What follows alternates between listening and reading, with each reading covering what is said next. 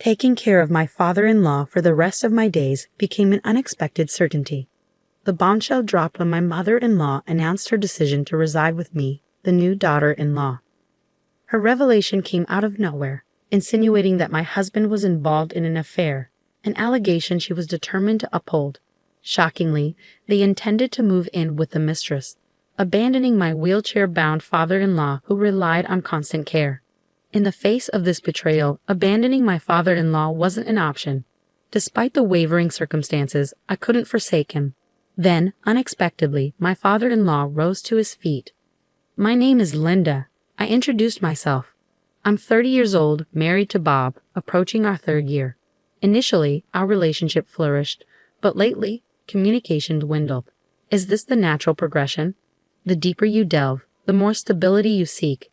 Our marital life lacked excitement, especially since Bob's workload intensified about a year ago. His absence became routine, replaced by business trips that grew in frequency. Despite the strain, he always provided for us, and I had my own job to focus on. Our marriage might appear mundane from the outside, but it wasn't devoid of love. Our routine became the norm. Then, one evening, Bob arrived home unusually early. His father had supposedly suffered an accident en route to his company. The revelation shook me to the core, questioning the truth behind my husband's claims. When a car brazenly ignored the red light, it plowed into him.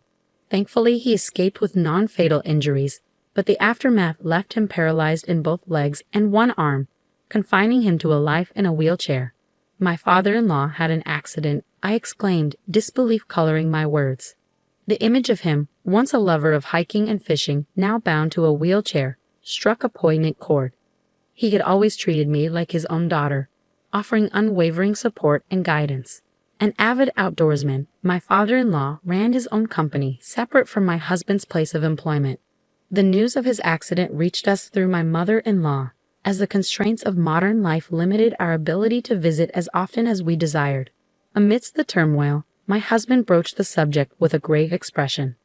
"Linda, Mom approached me about Dad," he began, his tone somber. "She's struggling to care for him alone, and asked if we could lend a hand." I paused, grappling with the weight of the request. While I held deep affection for my father-in-law, agreeing to take on a role I had never assumed before wasn't a decision to be made lightly. "It's not that I don't care," I explained, "but I have my own job to consider. It's a sudden and significant responsibility." I was at a loss. Despite racking my brain for the best solution, no viable ideas emerged. Sensing my distress, Bob gently took my hand and locked eyes with me. "Linda, I need you," he declared earnestly. "I know it's going to be challenging, especially since it's your first time. But if we rely solely on Mom, I fear she might reach her breaking point." Although hesitant, I weighed his words carefully. "I understand it'll be tough," I replied, "but I have my own job, Bob." "Linda, you can quit your job," he proposed, surprising me. "I'll cover our expenses. Can you dedicate yourself to caring for Mom and Dad?" The notion of quitting my job caught me off guard, but Bob's conviction swayed me. "Yes," I finally relented. "I'll support you and our family." Bob's gratitude was palpable as he pleaded with me, kneeling before me, emphasizing the importance of my commitment. Eventually, I acquiesced, resigning from my job to focus on caring for my father-in-law, just as Bob had requested. A few days later, Bob dropped another bombshell. He intended to take over his father's company and become its president. The announcement stunned even his father, though a glimmer of pride shone through his tears. "Bob, I can't believe you're saying this," he exclaimed emotionally. "After all this time of you refusing to join the company, while it feels like a game of hearts all over again." "Dad, I can't simply abandon the company," Bob explained earnestly, "especially not now, given your condition. Thank you for your understanding. I was unsure what to do with the company." The weight of responsibility now rested squarely on our shoulders. But with determination and unity, we faced the challenges ahead. I had initially planned to entrust it to someone I could rely on. "But if you're willing to step up, I'm more than happy to pass the torch," my father-in-law declared. "I knew you'd agree, Dad," Bob responded earnestly. "I'll give it my all as your son." "Yes, I'm counting on you," his father replied. "For the sake of the employees who followed me, please ensure a positive work environment." With that, Bob assumed control of his father's company. while my father-in-law transitioned from president to chairman. Traditionally, the chairman holds numerous responsibilities, but my father-in-law opted to entrust all operational aspects to Bob, retaining only his title. 2 months elapsed since Bob's takeover, and every night he returned home well past midnight. Initially, I attributed it to the demands of adjusting to his new role, but the persistent late hours raised suspicions. What's more, one night, as I struggled to sleep, I detected a peculiar scent emanating from my husband. Venturing to the kitchen for a glass of water, I heard the front door creak open. Rushing to greet him, I detected the unmistakable fragrance of soap. "Welcome home," I greeted him, surprised to find him returning so late. Caught off guard, Bob stammered, "Why are you up at this hour?" "I couldn't sleep," I confessed. "You've been coming home late every night." Bob's fatigue was palpable as he explained, "I've taken over Dad's business, and there's so much I still need to learn." Sympathizing with his struggles, I bid him good night, but as he turned to leave, the scent of soap lingered, sparking a moment of doubt. I seized his arm, my tone stern as I interrogated him. "Bob, who do you usually work overtime with?" His response was defensive. "What? Why the sudden questioning?" I pressed on. "I noticed a distinct scent on you." "Why should I know?" Bob retorted sharply. "I'm working tirelessly. Don't bother me with trivial matters." His irritation only fueled my suspicions, leaving me at a loss for how to proceed. Bob sighed, exasperated. "Can you please stop? I come home exhausted, and the last thing I need is an interrogation." "I didn't mean to," I protested, feeling the weight of his accusation. "I was just curious." But Bob's frustration mounted. "So you're doubting me? We're living comfortably because I work like this every day. Do you understand?" I nodded, chastened. "I understand," I murmured. But before I could say more, he dismissed me, storming off upstairs. Alone in the living room, I tried to reconcile our exchange, but Bob's indifference stung. The following day, my mother-in-law confronted me, her expression ominous. "Linda, I heard you suspected Bob of cheating yesterday." I didn't suspect Bob of anything, I simply inquired about his overtime companions. But my mother-in-law saw it differently, accusing me of stirring up trouble. "You're only able to live comfortably because Bob works so hard," she snapped, her words a stinging rebuke. All I did was voice a concern. I defended myself, but she dismissed it as rudeness, labeling me as the worst kind of wife. Her tirade left me stunned, and before I could respond, she dumped all the housework on me and stormed out. It was no secret that my mother-in-law had never been fond of me. Despite putting on a facade of sharing household responsibilities in front of my husband and father-in-law, I was the one who shouldered the burden of chores and caregiving. My mother-in-law often found reasons to be out during the day, returning only in the evening. My father-in-law, confined to his room, remained oblivious to her frequent absences. I was even cautioned by her not to disclose unnecessary information to my father-in-law and Bob.